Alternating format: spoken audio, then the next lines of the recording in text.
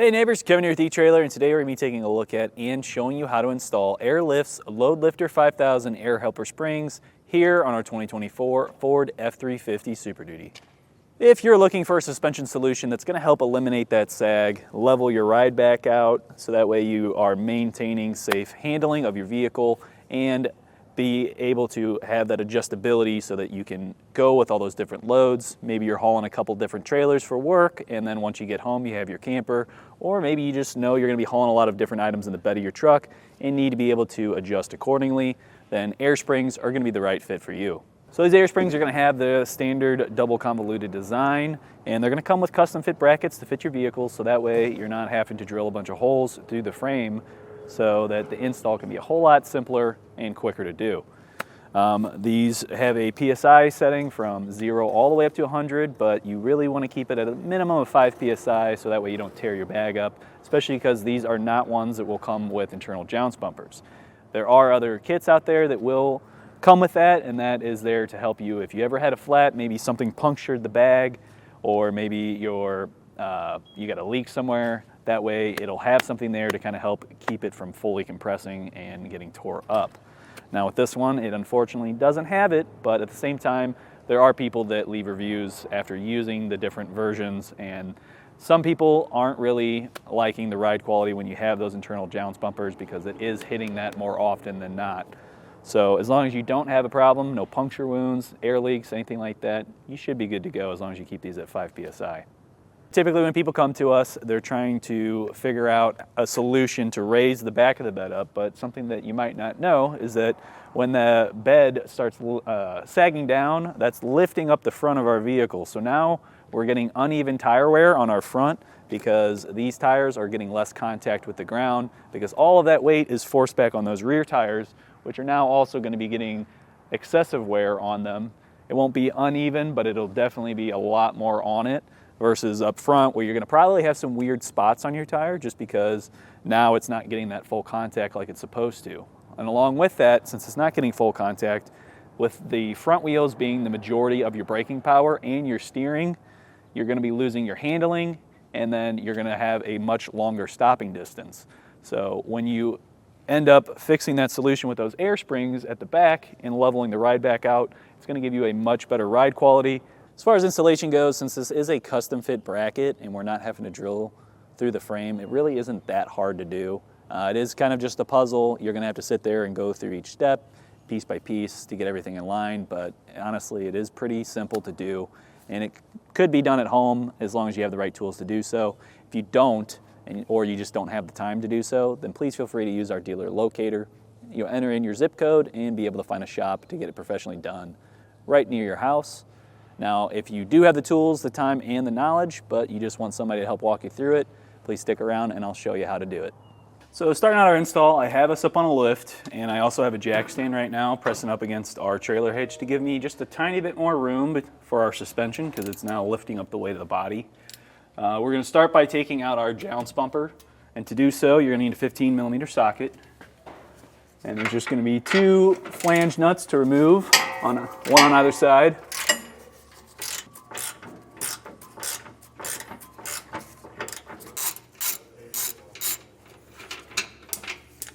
All right, we can set our jounce bumper aside. Next we'll take a flathead screwdriver and we're going to poke up into here and pry against the little tab. I'll show you once I get this popped out. There we go. So there's a tab right here. If you pry against that, it'll kind of bend the clip and then you can pop it out of the hole. I'll do that with both of them.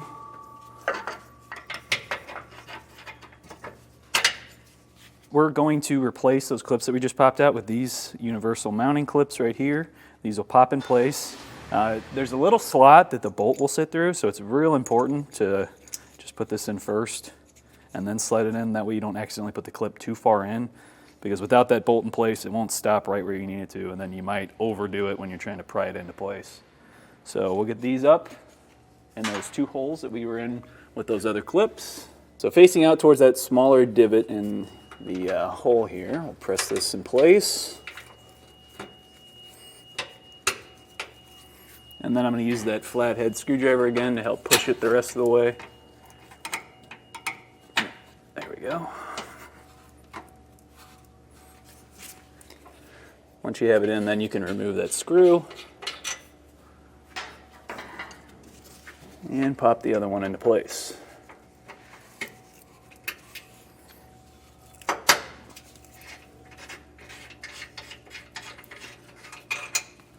Next, we're going to take our frame bracket, and the orientation of this is going to be important. Since we're on the passenger side, we're going to have this little cutout right here facing towards the driver's side. This needs to be inward because this is where our air fitting is going to pop out. And then also there's a slot here and a hole here. We want the slot going towards the front of the truck. And then we're going to take 4 of our 1-inch carriage bolts, and we'll drop that into each corner. The slot and that hole right there are going to be those 2 black panhead Allen key screws that I just used, trying to put in those universal mounts. We'll slot that in there, and that's how we'll tighten this up to our frame. Start with the non-slotted side, make this a little bit easier. Get that one most of the way in, and then we can use the slotted side to get the other one.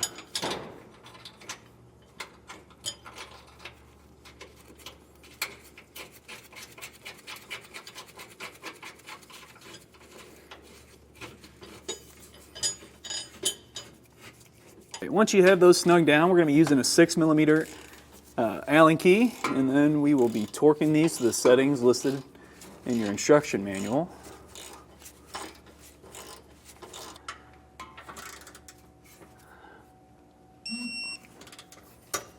On the driver's side only, we're going to have a bracket, this little guy right here, that we're going to bolt on with a hex head bolt. It's about 1 inch long, and it's going to have a serrated flange nut as well as a flat washer on the front of it. And this bracket is going to allow us to remove our ABS harness from this little spot right here. So we'll use a pry tool, we'll pop out that little Christmas tree, and then we'll move it over. So that's going to sit right down in here because we need this to be out of the way so it's not contacting our air spring. On our air spring, we'll have 3 inlets on one side with one of them being open, and that's for our air fitting to go through. But before we put that on, we're going to need to set on a roll plate, line up our holes. We'll thread this in. You want to thread this until it's just hand tight. And then we'll come back with a 12mm wrench, and we'll tighten it 1.5 turns. So there's 1.5. Next, we're going to have this upper bracket right here, which is going to mate up with that plate that we stuck on the frame. And to do so, for our passenger side, we're going to want to use these closer holes so that it's closer to our air fitting. And then we're going to be using those 1-inch hex bolts with a split lock washer and a flat washer. We'll tighten those down.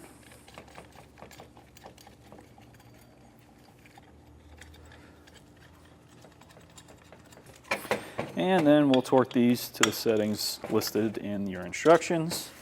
It's a little awkward, so I typically like to use the bracket to help hold it in place. So just like this.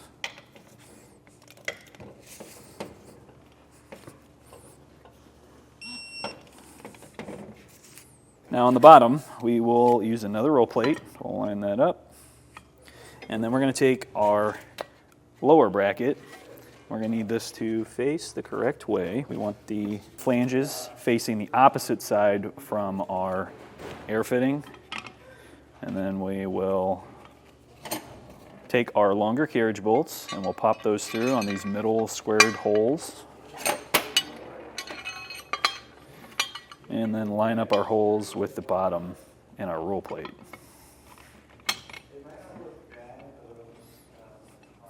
You're going to have some flathead hex key bolts that are maybe 1/2 inch. We're going to be using a 5.5mm Allen key, and we will torque these down.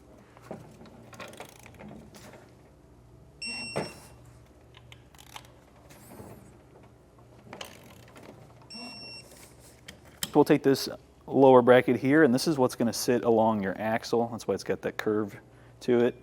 We're going to slot the longer carriage bolt through there, and then that slot, we're going to have another 1-inch carriage bolt go through. And then we're going to put a serrated flange nut on, and we're going to leave this somewhat loose so that way it can kind of move around till we get our position correct on the axle. And then later on, we'll torque that down.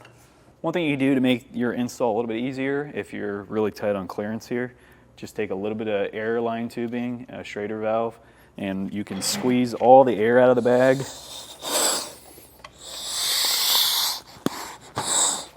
And then we'll stick in that air line, and then that's going to hold us down at that compressed position until we pop it back out. While you're doing this, you want to make sure that you're getting those long carriage bolts past the brake lines.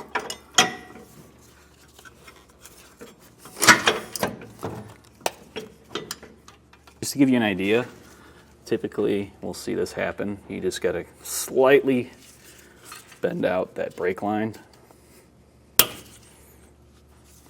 until we get our carriage bolt away from it. We don't want that rubbing because then that's just going to end up breaking it. So I'm probably going to need to, because we also have a bracket we're going to have clamp right here. We'll wait, we'll get the bracket on, and then we'll see how much room we have. We might need to kind of alter this, maybe bring it up just a bit, and then secure it right there to that bracket instead. But it's a little bit case by case. Typically, I find just a little bit of prying out is usually enough in most cases, but this one might be a little bit different. Next, we're going to be putting on our U-bolts. We're going to have a flat washer as well as a nylock nut. Now, when we're doing this, we want to probably drop it in face down, kind of like that, and then slide it in, and we're going to try and get the uppermost hole on this lower bracket here. If you had the wheel off, you could probably get it in a lot easier, but that's just some added work that we can hopefully avoid by dropping that in, just like I said. Get these to line up. Oh, let me come up one. And once we have that in, let's push the brackets all back. Make sure that they're nice and flush up against the spring stack. We can fix our carriage bolt here. It's starting to pop out. Or not. There we go.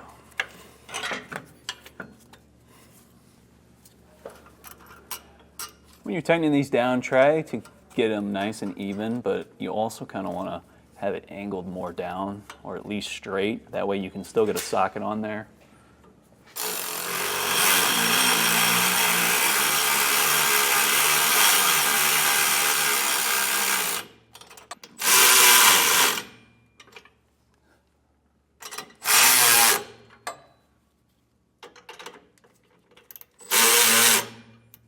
Next, we'll be using 4 of our serrated lock nuts, but before we can do so, we'll need to remove that air line we had so we can refill our bag up. And then I'm gonna also need to probably lower my jack a bit so I can compress the suspension enough. We want to get all 4 of the bolts that are in our frame bracket through the upper bracket on top of our air bellow. Once you have them lined up, you can throw on these flange nuts. Next, we'll use our torque wrench to torque down those 4 flange nuts.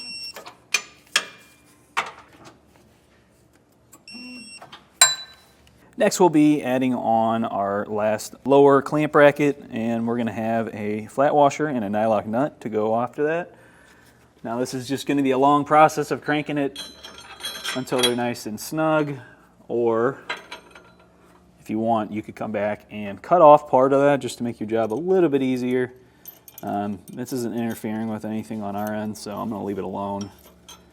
And we'll just have to tighten these up, and then I'm going to use a crow's foot to torque it just because I'm not going to have a deep enough socket to get all the way on there once I have these up.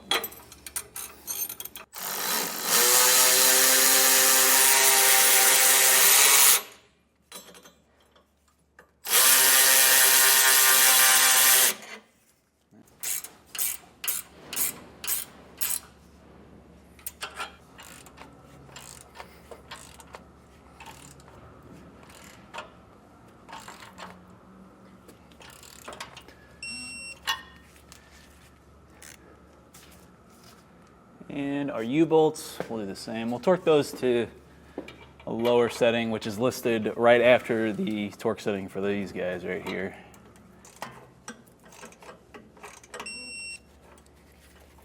All right, the last bolt that we need to torque down is going to be this right here. That was for that plate that sits on our jounce bumper stop here. So we'll torque that, and then that will do it for installing the airbags. Now we just have to run our air lines.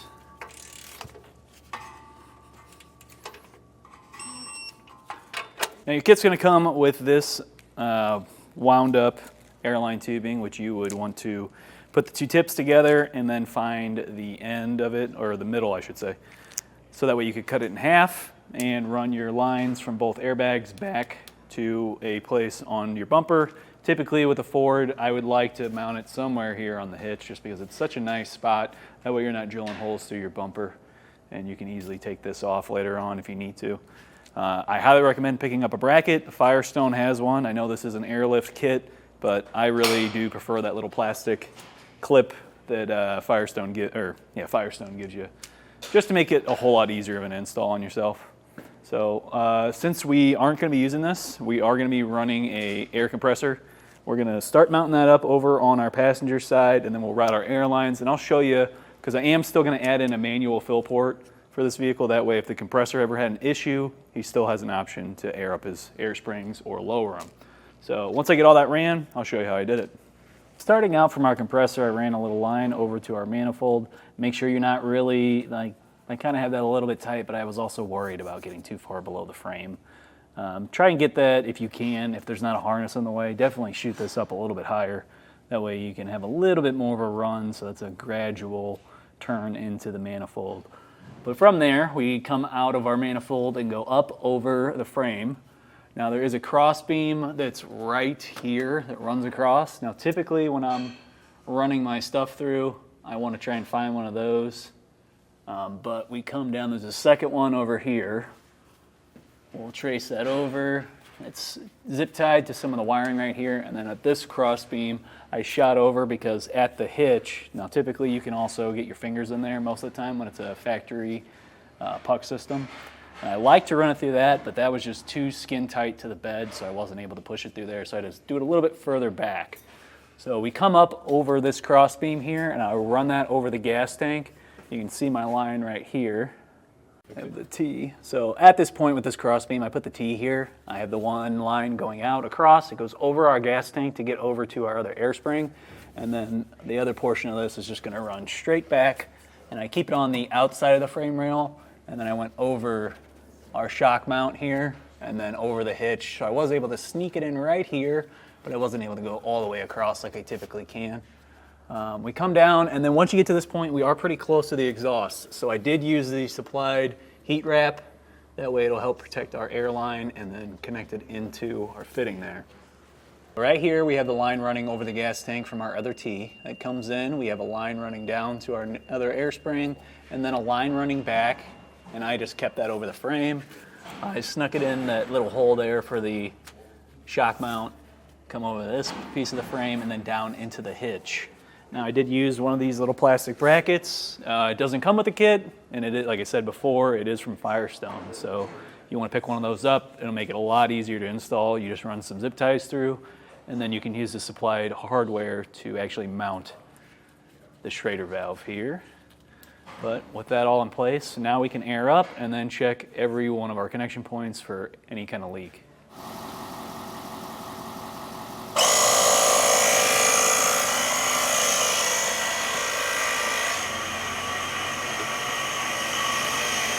We have two T's we need to check, and then our fitting at the compressor and our fitting on the airbags. So we'll just bring in our soapy water, spray it all over it, and we're looking for bubbles coming out.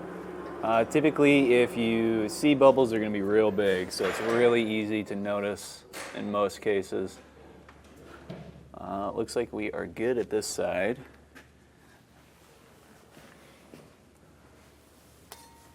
The other one over here. All right. And with no leaks found, that will do it for checking the airlines. Well, I think that does it for today's look at and installation of the Lift LoadLifter 5000 air helper springs here on our 2024 Ford F-350 Super Duty. My name's Kevin, and if you're still looking for the right suspension solution for your F-350, please feel free to reach out to us via our Ask the Experts link, a comment on this video, or a phone call to our customer service department. We'd be happy to help you out on your journey.